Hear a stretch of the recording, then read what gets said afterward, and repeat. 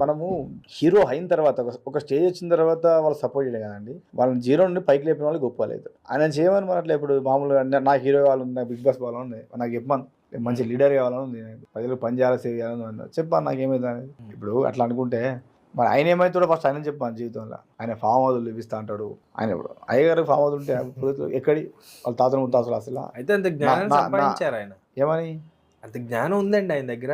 నేను కాదంటలేదు, నువ్వు ఉంటే ఓకే పర్వాలేదు. చేసేదేదో మంచి పనులు ఏమోనండి, గొప్ప గొప్ప వాళ్ళతో అది చేయమనండి.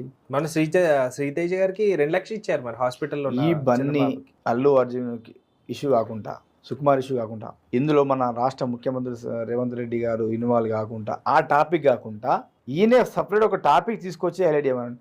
ఇదే ఇప్పుడు వేరే వ్యక్తులు హాస్పిటల్లో లేరా, వందల మంది ఉన్నారు నా దగ్గరికి. నేను నా ఆర్గేషన్లో లక్షల మంది సమస్యలు సాల్వ్ చేస్తున్నా, ఎవరు చెప్తలేను. నాకు ఇప్పుడు ఫైనాన్సింగ్గా చాలా ఇబ్బంది ఉన్న వాళ్ళని కూడా ఎంతో కొంత వాళ్ళకి చేస్తున్నా.